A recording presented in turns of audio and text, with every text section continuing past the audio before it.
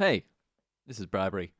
I often talk about the Deluge and how I prefer so many of its components over the Electron workflow.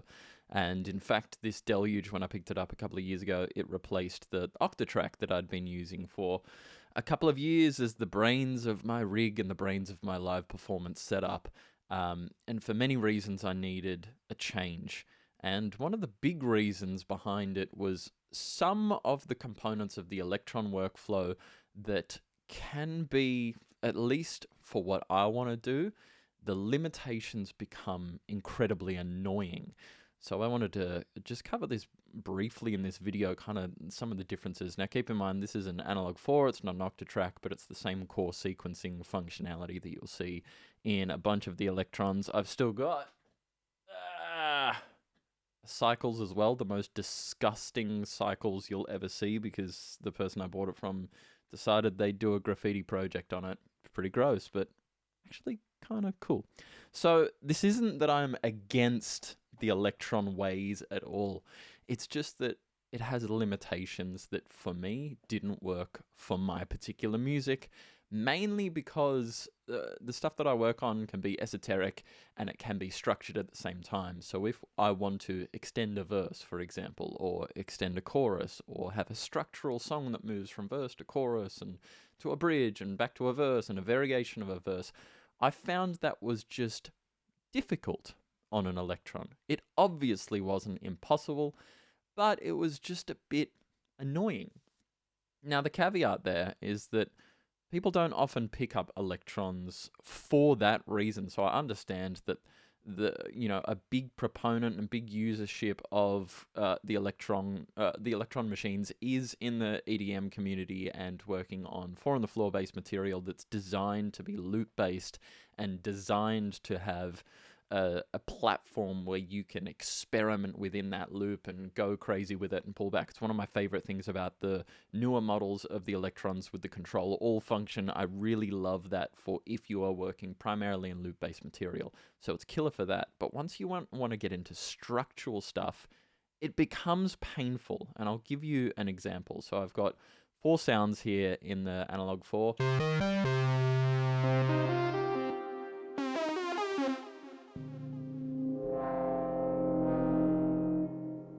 And I've got roughly the equivalent over here in the Deluge. So I've got the same kind of idea.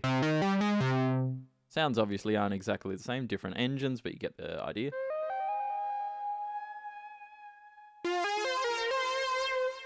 And so the same kind of concept of like a bass part, a soft wobbly lead, a more aggressive lead, and then a kind of ambient, more kind of textural kind of sound in there. And we have the same kind of layout. We've got 4 tracks here, we've got 4 tracks here. And by default, if I wanted to go into here and I wanted to sequence something in this bass part, let's just go something really simple. It's very, very quick and easy. If I wanted to do the same here, let's go down an octave. Whoa, it is rough and tasty. Let's go record that one.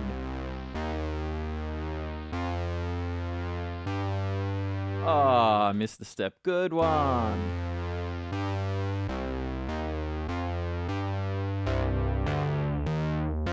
And played the wrong notes, but you get the idea. It doesn't really matter. It's the concept behind it. So both of those things are really easy to do.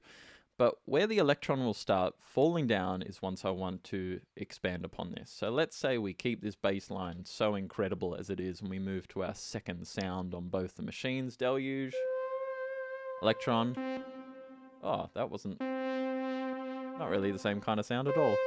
Oh, kind of same.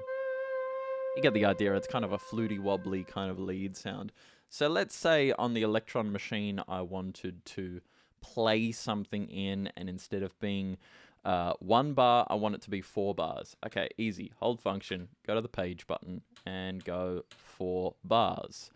But there's already going to be a problem. If I want to separate this, I have to go to my screen up here, which you'll see up in the top of your screen. It might have a little bit of lag to it, and I have to switch it from normal mode to advanced mode over here.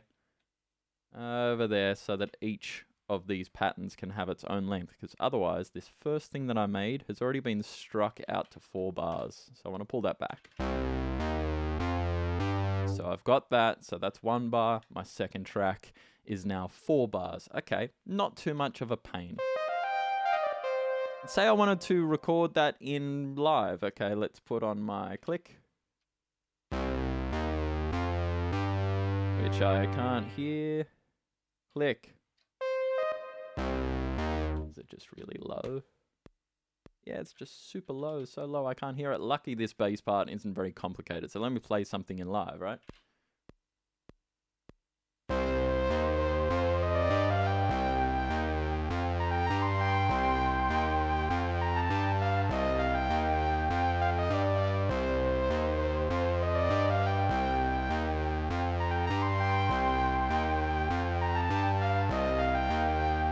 All right, pretty straightforward stuff. If I wanted to do it here, I could do the exact same thing, and I can do it in 2 ways. The length of this is going to be 1 bar, but instead of having to open up this kind of side page of the Electron and then kind of expanding it out and then changing it from normal mode to advanced mode and that kind of stuff, I'm just going to hold whichever one it is, click and click, and I've now got 4 bars holding shift and pressing this button. You would have been able to see that. Let's go back if I actually had the same as the bass part in here. So if there was a sequence already in there and I use that same functionality, it's going to copy it across, just like the Electron does, copy it across again. So it's going to double it and then double it again, and it would maintain that same pattern. So it's just going to cycle around 4 bars with the same thing. So it's really quick to add it. Now, the thing that I want to point out is right now, I've got 4 bars of fluty lead. I've got 4 bars of fluty lead. But what if I want more bars? What if I want 8? What if I want 12? What if I want 16? Here in the Electron machine, I can make it work.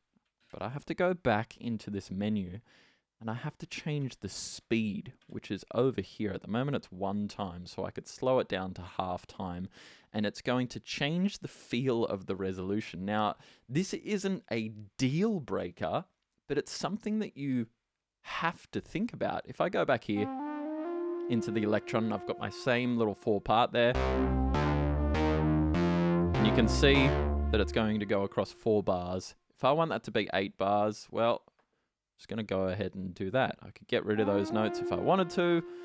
I might go, hey, I don't want 8, I want 16. And I can literally keep going. I could go 32, I could go 64, I could just keep going, and there's actually not a limit here. Just going to page back, which is also nice and easy. It's bringing my notes back that I deleted, bringing it back to a little 4 bar loop. That's super easy. Can't do it here so easy because we've got to play with this division and make it slower. And we can go down to an 1/8, I think is as far as we can go, which quick math would tell me that's 16, that's 32. So you could get 64 bars out of it, maybe. I don't know. My math is not my strong point. Someone correct me. I'm sure I'm wrong, but you get the idea. Now, again, it's not a deal breaker. But the thing that separates, for me at least, these 2 machines is the ease of workflow and the ease of knowing where everything is at. So if I did want to work on a pattern here in the Electron that had more than those 4 bars, if I went and returned to a pattern later, finding that information out, I'd hit play and I'd listen to it and go, oh, something's moving further. Which track is it? And have I put my additional kind of sequencing information in here? Oh, it's buried. It's the tiniest little kind of number right at the end that's really easy to miss. And again, these workflow parameters might mean nothing to you. They might mean everything to you, kind of thing. So now we've got our 4 bars there. We've got our 4 bars there. Let's add something in here. Okay, a very obvious difference is the playable isometric keyboard. So let's do, I can't remember what I played over here.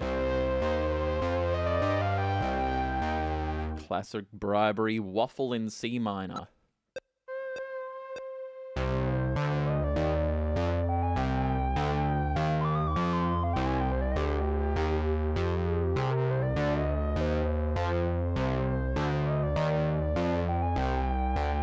see the notes.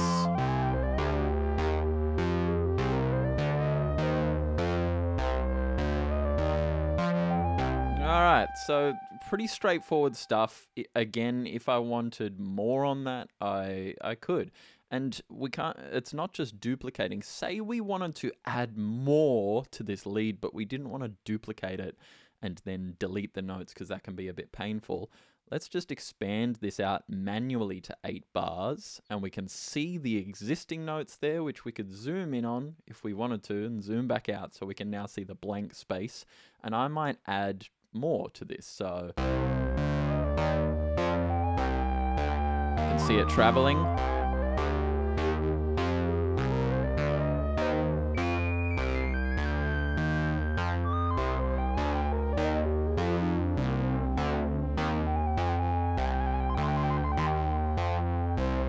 All right.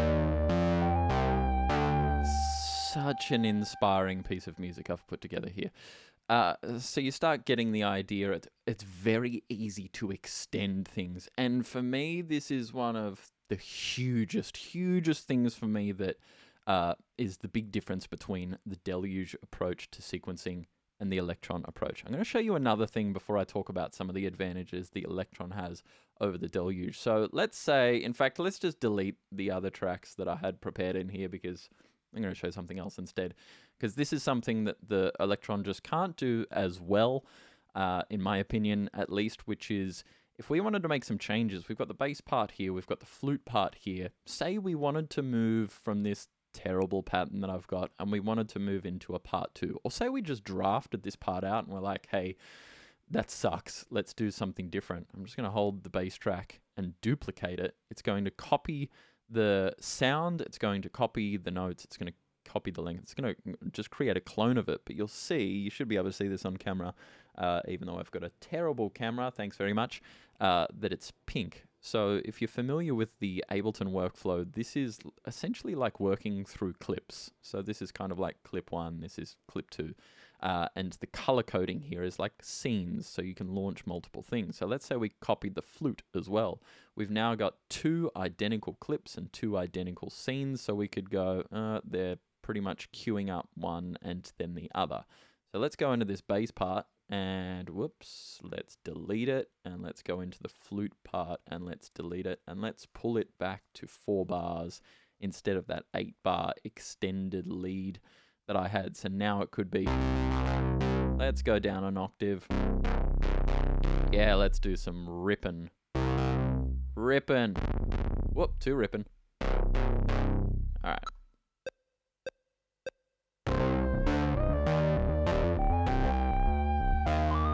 And of course I made a mistake because I've got the wrong scene playing. Well done, Bribes. Yeah, good work. And did I record those notes? No, I did not. Happy days.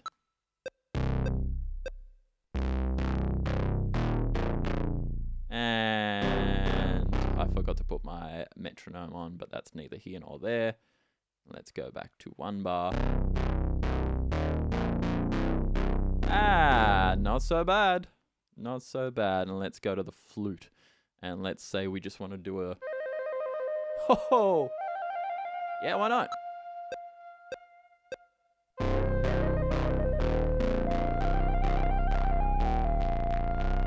Alright, so I just recorded 1 bar, but you'll see it still maintained the 4-bar length. That's okay, I'll just go back into my sequence. Oh, it was 8 bars, my bad, can't count. Let's scrub it all the way back. Oh, it needs to be 2 bars. Happy days, got it.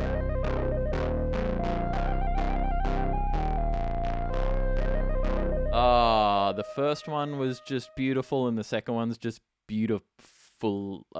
So the cool thing about this, and again, if you're familiar with the Ableton workflow, which I'm sure many of you watching this video will at least understand the concept, or you will by the end of this, I can play one scene and queue up the next, and it will transfer to that scene without any gap or anything between. You could think of that the same as the pattern chaining that we have within the Electron machines.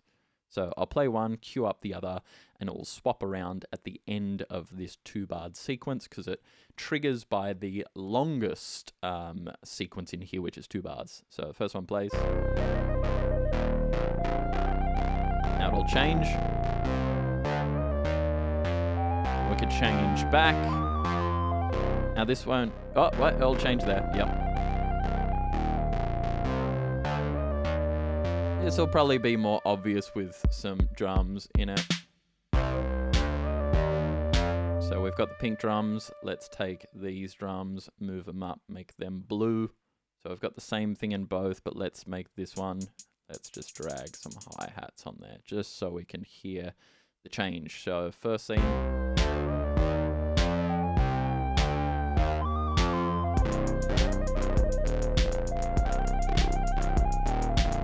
Just the best piece of music I've ever made. Bar none. You get the idea. It's very easy to expand kind of into this song more and adding more parts without having to kind of start new patterns and worrying about which parameters are transferred and which aren't, which I always find just a bit of a headache when it comes to the Electron. And the final thing on that, say I wanted to save this, and yeah, let's just call it 10, why not? And I'm going to save another version of it, which is 10A. And in 10A, let's make this dramatically different, or at least easily different by just changing the patches here. So now what's this going to sound like? Probably glorious. Just beautiful, beautiful stuff, career-defining stuff. What I want to show you is how these saved 10A and 10 and 10A are completely different projects in the machine. And unlike the projects that are built into the Electrons, which have a downtime between them. I haven't actually used them in the Analog 4, but in the Octatrack, if you've got different projects, if you want to swap between projects, you've got to run all kinds of tricks to try and make it as seamless as possible. Within the Deluge, you can change between projects seamlessly. So I'll play this part, cue up the next one, and it will change instantly. I'm going to make this really obvious as well by purposely slowing this one down, so we'll actually hear the tempo saved as well. And we'll make sure I save that, overwrite 10A, because every time you save, it can iterate another version. Alright, so I'll let that play, I'll cue up the other one, you'll see it swap around automatically with no cut, there's no stop, there's no transition tricks. Load it up. It's waiting. And we should change here. It's going to go for the whole length. It's going to go 8 bars. Come on. And... alright. And this can be a really powerful thing when you want to have a seamless set. Obviously, you can work the transitions between it as well, so you can save it so it, instead of saving and kind of changing to such a abrupt part, you just make sure that when you save your song, you have it on a nice transition part, so that when it actually changes, maybe you can sculpt your set list so that it smoothly transitions into another song. It's also really cool because you can just queue up random projects in there and it should queue up and change them without any discernible gap unless you've programmed it horribly like I just did. So let's just spin the wheel and see where we end up.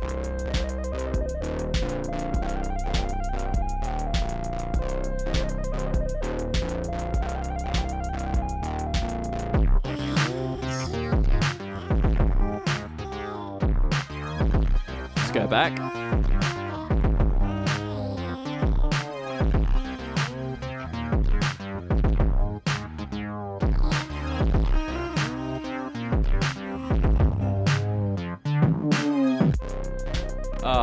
Yeah.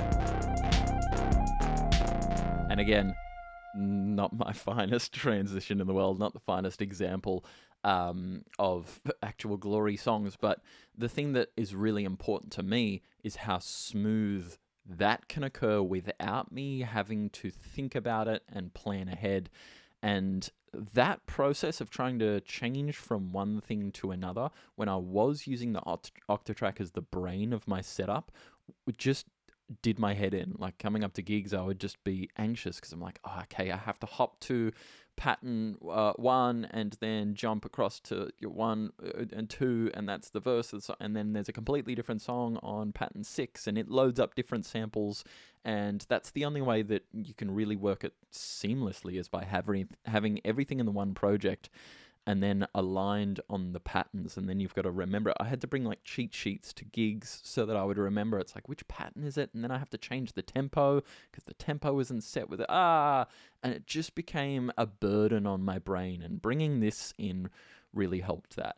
Now, when it comes to some of the differences and the advantages that the Electron has over the Deluge when it comes to sequencing is how detailed this machine can get with its p-locking. I mean, this is really what the Electron is really well known for.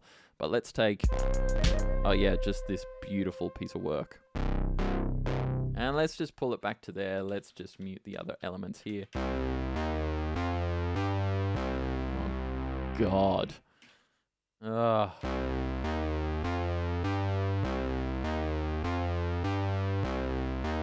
Just the most uninspired waffle, isn't it? Dung, dung. Let's go to this instead. And go down an octave.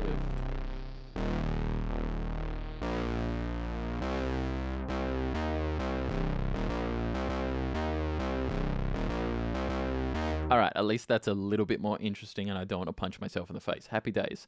So if I want to p-lock this, it's very, very simple if you're familiar with the concept of p-locking. So let's go into this filter page, for example, and let's open up the filter there by holding down a part, turning a knob. Let's take this one and let's go.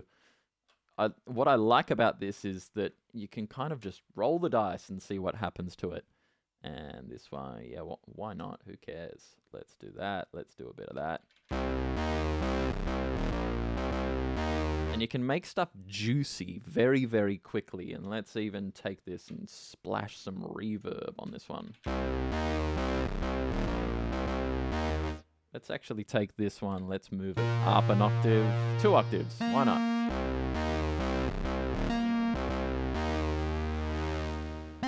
Let's add a bit of that in there. And let's add reverb and chorus. And let's make it the opposite style of distortion.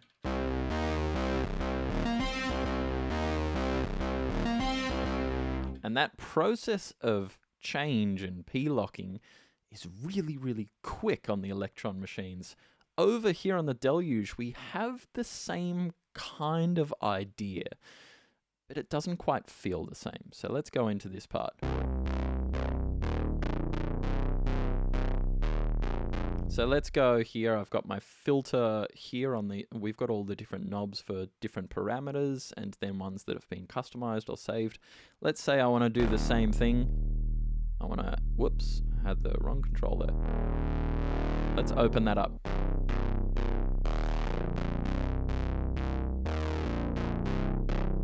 Let's pull this one down and yeah, resonance up, why not?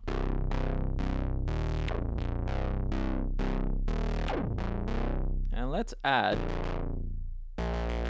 that same idea of an octave up. Can't remember what it was. Let's just put it there, who cares? And add some reverb to it.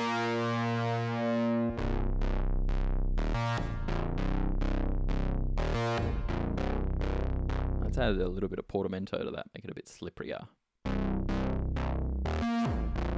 Ooh! Now the difference, you might have picked up on it, you might not have, is that as much as the p-locking kind of functionally appears the same, what it can do, and I find sometimes it does this and sometimes it doesn't, it will do something like have that reverb burst that I've just put on this kind of octave up. Stop flashing at me, please. And then it will carry the reverb through onto the next couple of steps. The other thing that it can't quite do here in the Deluge is it can't do the trigless trigs that this can do, or at least not in the same way. We can hack our way around that. If you don't know what a trigless trig is, it's when, I always forget the combination, I think it's a shift and yeah, you can create a kind of ghost note in here that doesn't trigger the envelope again, it doesn't trigger the track again, but you can still P-lock it. So if you've got a note that has sustain, you can actually change it here. So let's actually remove a couple of notes here. So you can hear that that didn't trigger a new note here. It's like a ghost note, but let's have some P-locking on here so it's really obvious. Yeah, this will be nice and obvious. You'll hear it jump here. It'll get brighter and should have reverb.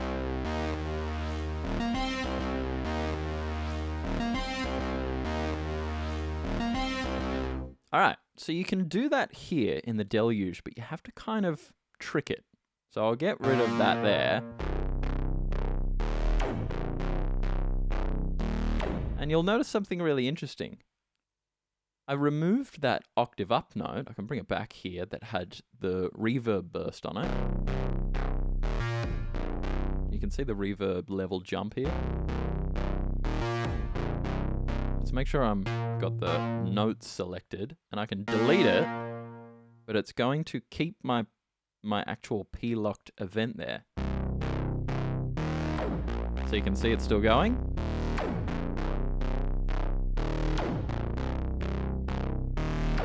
But the problem is, if we put notes back in there,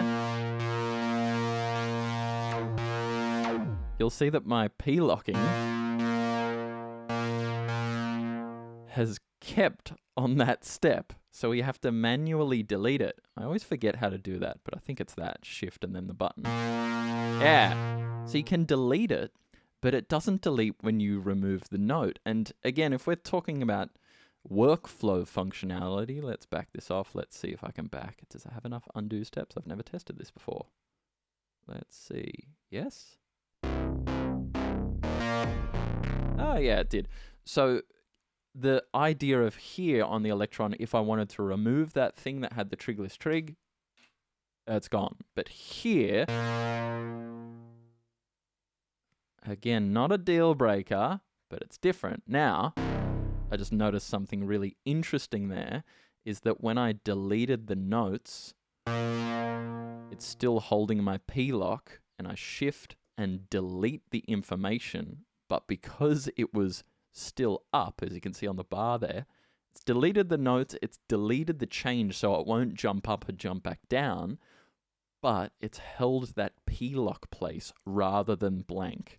So it has this weird kind of thing where it's like, if I wanted to get rid of that trigless trig information, let's get rid of the trigs if you want to think of the Electron terminology, it's still got that exact place where I created the P-lock. I need to move to the side of it and now delete that information to actually make it go and go back to a default spot. So again, these are minor workflow changes in the long run. We're achieving the same kind of end goal, if you want to think of it like that, but it's different ways to think about them. So I find those kind of components a little bit annoying because I have to think about them. Over here on the Electron, I find extending patterns to lengths that I want as I'm expanding an idea. I find that really annoying, and it obviously has a hard limitation where it hits whatever amount of bars that I did quick math on to try and work it out. So again, both of them have advantages and disadvantages.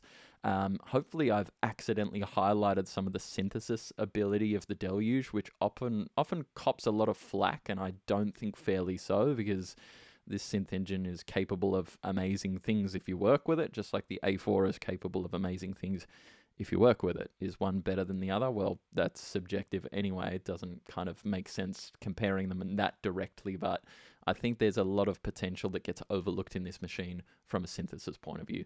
There's some other stuff that I could talk about, but this has kind of gone on long enough. If you got any questions, Deluge related or Electron related, or if I've gotten anything wrong, feel free to let me know in the comments. That's what it's all about. Support the channel. You know how to do it. Don't make me say it, and catch you more with more content soon.